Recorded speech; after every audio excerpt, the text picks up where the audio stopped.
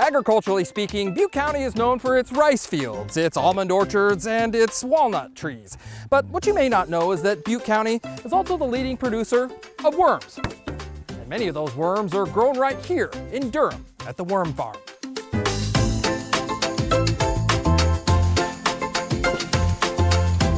If you are unfamiliar with the practice of worm farming, what it is, how it's done, and why it even exists, you're not alone. This is a specialty business. Is there a lot of worm farms in California? There is not a lot of worm farms. We're one of the biggest of the ones that do exist, though. Until I visited a worm farm, I had no idea what a worm farm looked like, and I'm gonna assume you never have seen one either. So here it is, rows and rows of what look like dirt mounds in the middle of a field, which are actually home to millions of worms. So how big is this place here? So we're using about 14 acres and about 5 acres for the worms. We've got about 1.5 miles of worm rows. John Stewart is the owner of the worm farm, a business his father and grandfather started back in the 1990s. What kind of worms are these? These are called Acidia fetida. Acidia fetida? Or red worms. Red worms.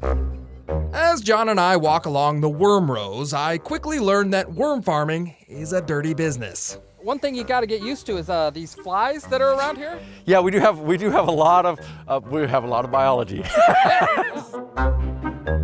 That biology that John is talking about, well, it's poop.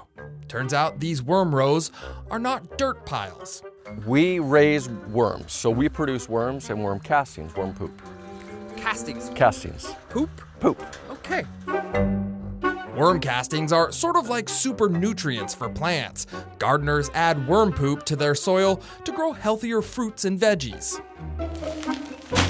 A big part of John's worm farm is making custom soil. He mixes worm castings into different soil blends and trucks it all over the place. It's a lucrative business, but to get the worm poop, John must feed the worms. And these worms eat cow poop.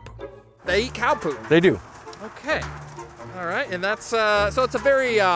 It's very beneficial. Lots of good nutrients for the worms. I'm probably gonna wanna wash my hands after this, not before you bite your fingernails, for sure. Yeah. The other part of John's business is actually selling the worms to gardeners who want worms in their flower beds, and he uses this homemade worm separating machine to do it. It's just shooting the worms out then. Yeah, so you can see here the worms are kind of rolling up the side, and then most of this is just castings. There's going to be some worms in there. John mails worms all over North America in 1 pound increments.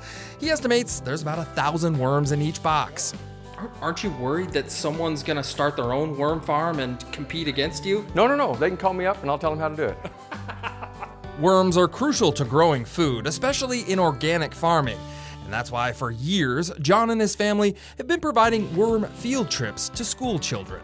We have a nonprofit, and so we bring the kids in and we teach them all about worms and the benefits of worm castings. It may be a dirty business, but someone's got to do it, and that someone is John Stewart.